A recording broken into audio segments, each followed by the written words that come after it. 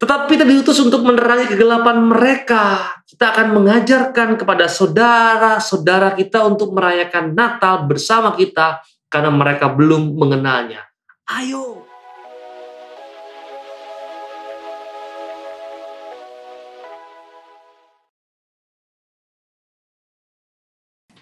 Halo, saya Romo Gani. Kita ketemu lagi dalam cerita Mogan kali ini.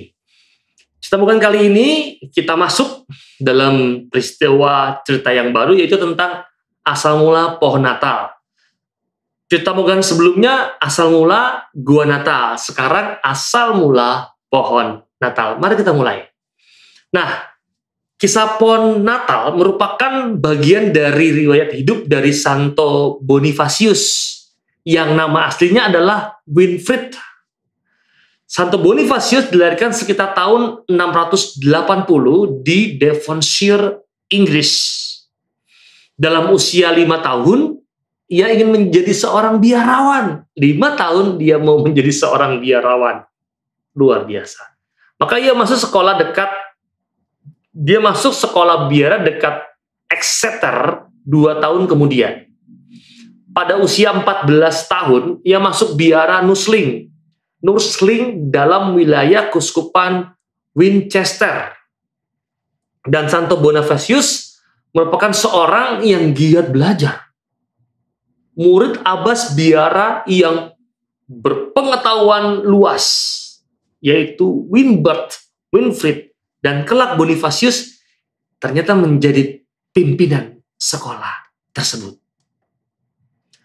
Pada waktu itu sebagian besar penduduk Eropa Utara dan Tengah masih belum mendengar tentang kabar gembira.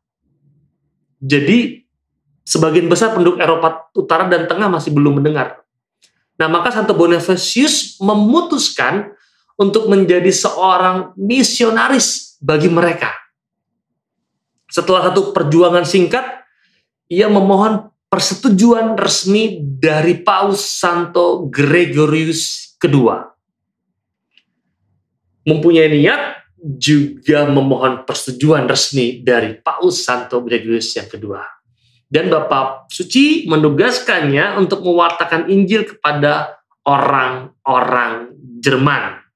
Juga pada waktu Santo Bonifacius mengubah namanya dari Winfrid menjadi Bonifacius. Nah, Santo Bonifacius itu menjelajah Jerman melalui pegunungan Alpen hingga ke Bavaria dan kemudian ke Hesse dan ke Thuringia. Jadi perjalanannya jelas.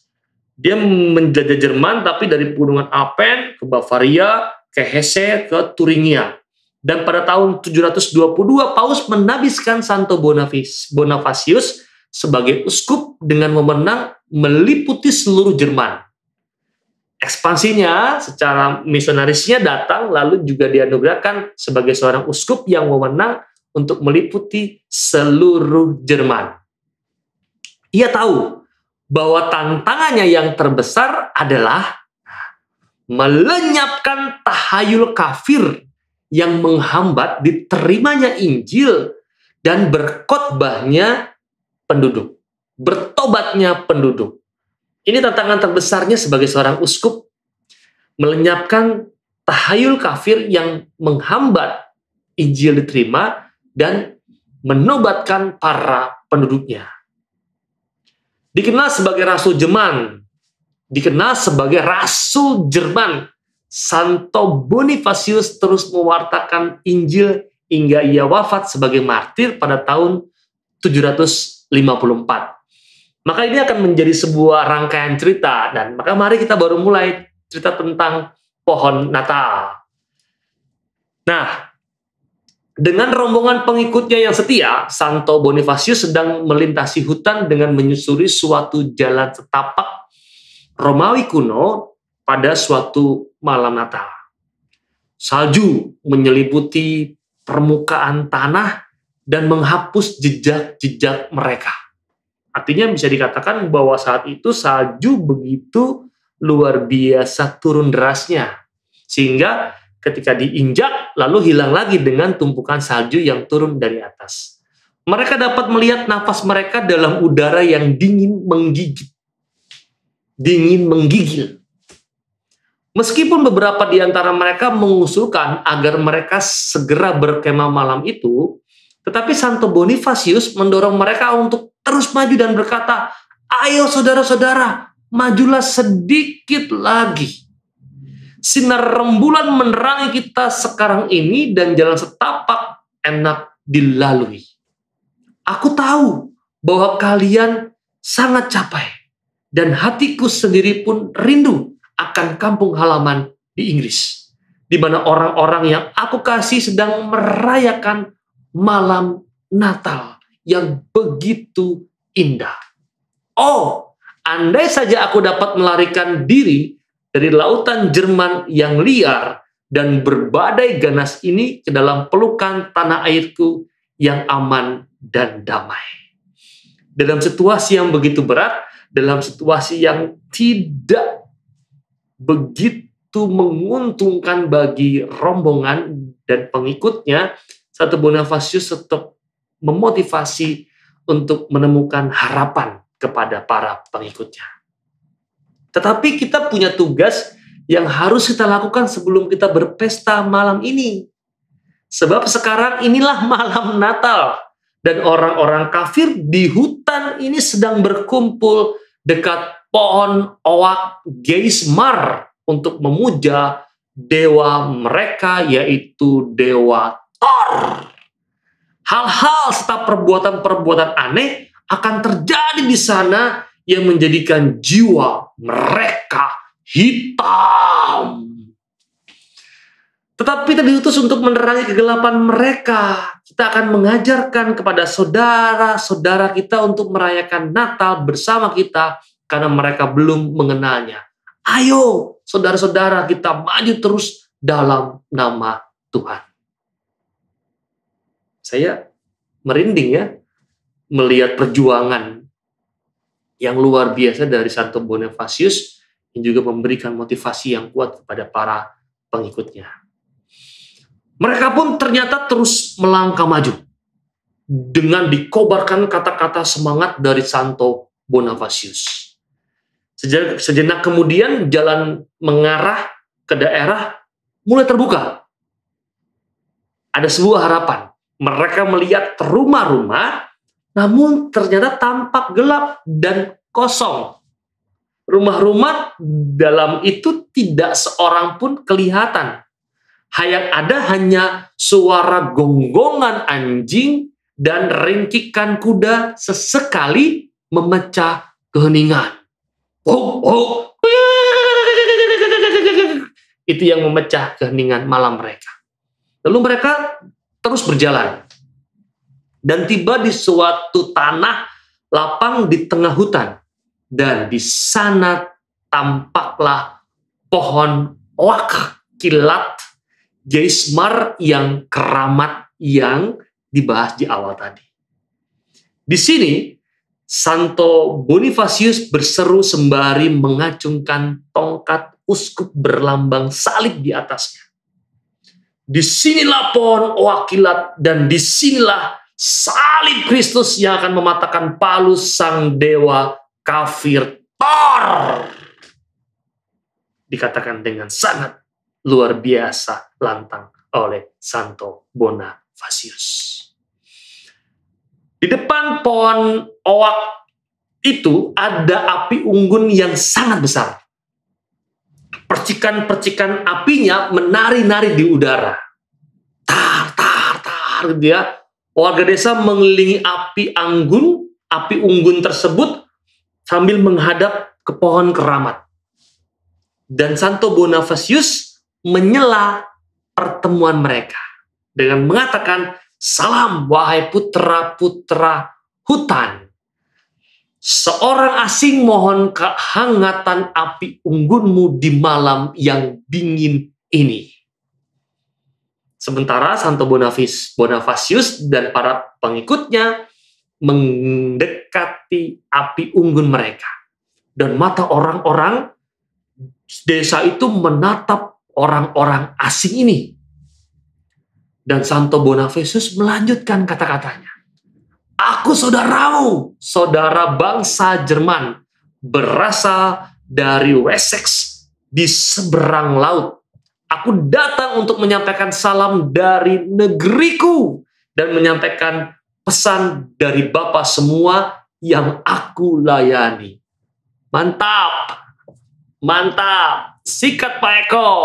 Dan datang dalam kerumunan orang-orang di desa tersebut yang biasa menyembah dewa kafir, Thor, datang dengan semangat yang luar biasa. Hunrad, pendeta tua dewa Thor, menyambut Santo Bonifacius beserta para pengikutnya.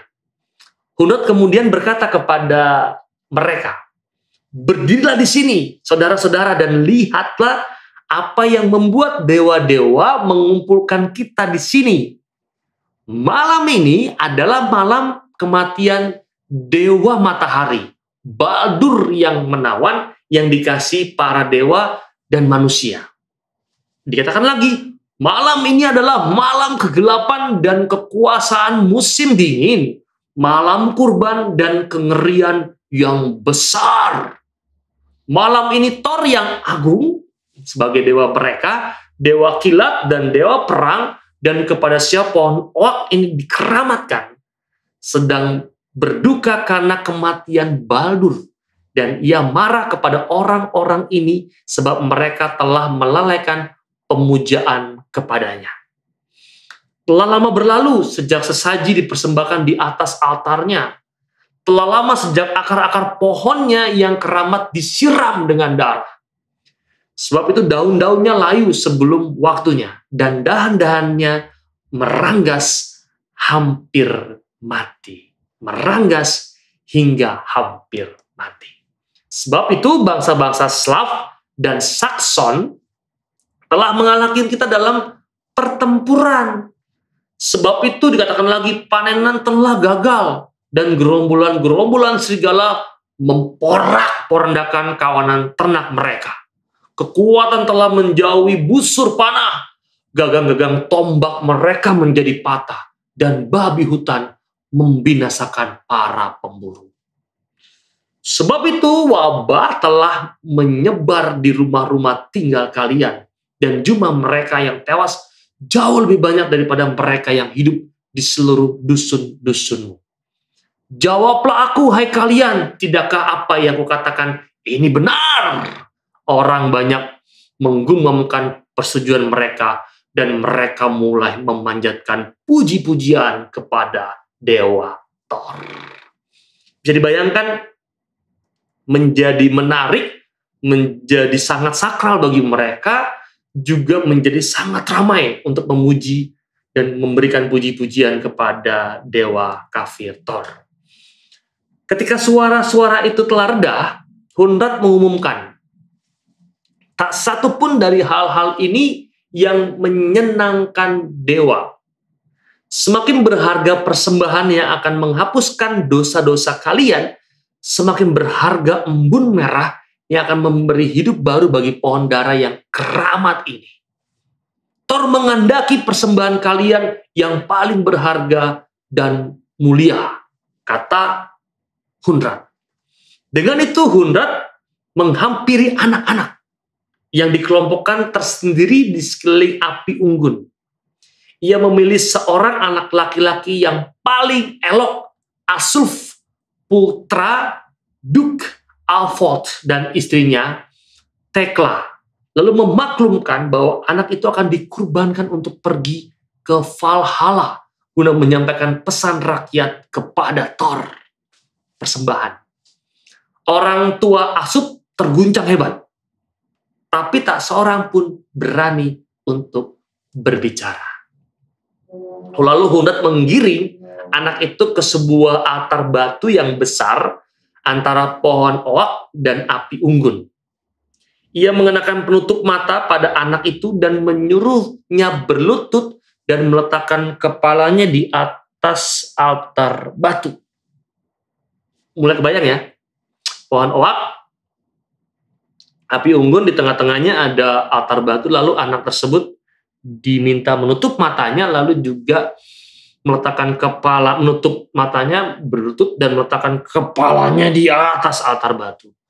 Lalu orang-orang bergerak mendekat, Dan Santo Bonifasius menempatkan dirinya dekat sang pendeta.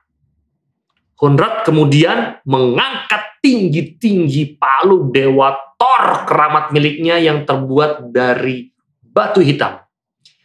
Dan siap untuk meremukan batok dari Asuf yang kecil dengannya.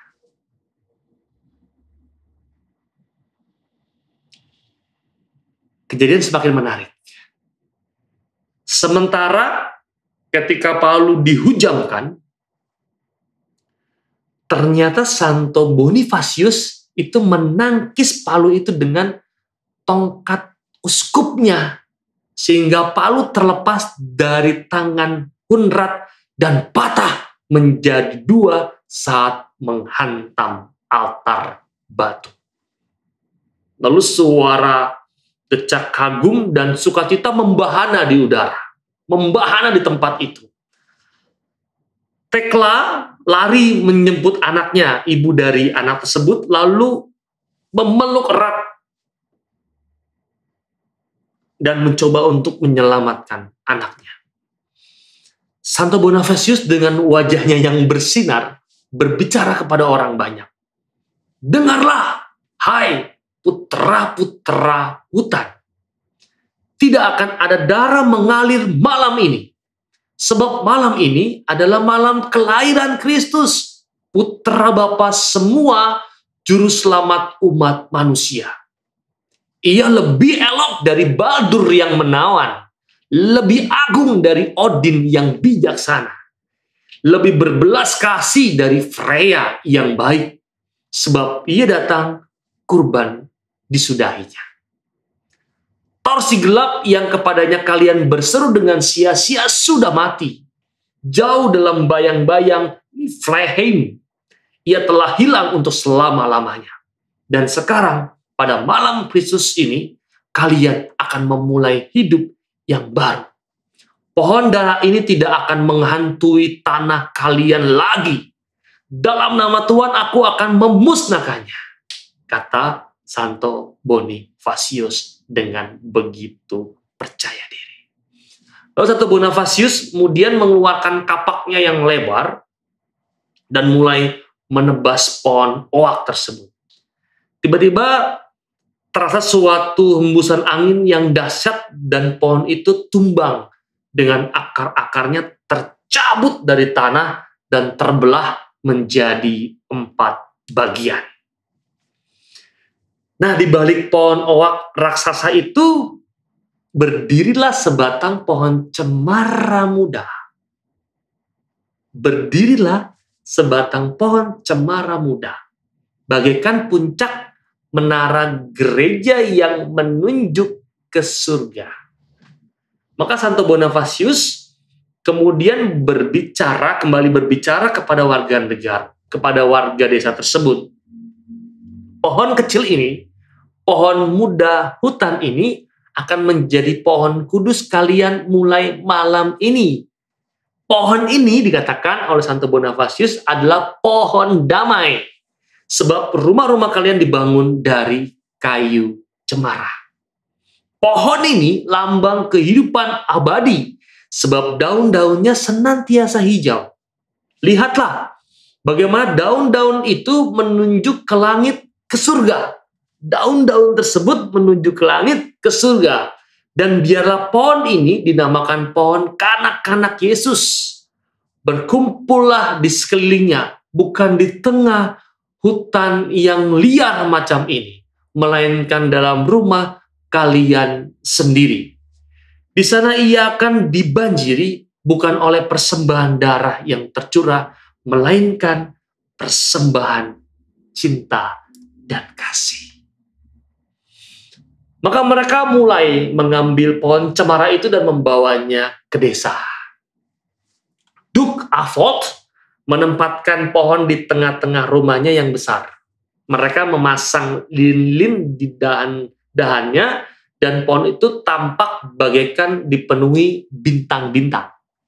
Lalu Santo Bonifasius dengan Honrad duduk di bawah kakinya, menceritakan kisah Bethlehem, bayi Yesus di palungan, menceritakan tentang para gembala dan juga para malaikat. Semuanya mendengarkan dengan takjub. Bahkan si kecil Asuf duduk di pangkuan ibunya dan berkata, "Mama, dengarlah. Aku mendengar para malaikat itu bernyanyi dari balik pohon. Mama, dengarlah. Aku mendengar para malaikat itu bernyanyi dari balik pohon." Sebagian orang percaya bahwa apa yang dikatakannya itu benar. Sebagian lainnya mengatakan bahwa itulah suara nyanyian yang dimadakan oleh para pengikut Santo Bonifacius dengan mengatakan, "Kemuliaan bagi Allah di tempat maha tinggi dan damai di bumi. Rahmat dan berkat mengalir dari surga kepada manusia, kepada kita, mulai dari sekarang sampai selama-lamanya." Teman-teman terkasih, kalau kita masih merayakan Natal dengan mendirikan pohon Natal di tempat rumah kita, bahkan di gereja, dan kita berkumpul di sekeliling pohon Natal itu, kiranya kita mau juga setelah mengetahui tentang asal mula pohon Natal, mengucap syukur atas karunia iman. Kita juga diminta senantiasa menyimpan kisah kelahiran Sang Juru Selamat dalam hati kita yang terdalam. Dan sekali lagi, mari kita menyimak nyanyian pujian para malaikat seperti yang didengarkan oleh si anak kecil tersebut. Semoga cerita tentang asal mula pohon Natal semakin membangkitkan semangat Anda untuk mengenal tentang iman Anda. Semoga cerita Mogan kali ini membantu Anda untuk masuk dalam persiapan yang sungguh baik dalam menyambut Natal di tahun 2020 ini. Dan saya berharap semoga pengalaman Natal ini menjadi pengalaman yang luar biasa bagi diri Anda di tengah situasi yang seperti ini, bagi keluarga Anda, dan bagi semua orang yang Anda cintai.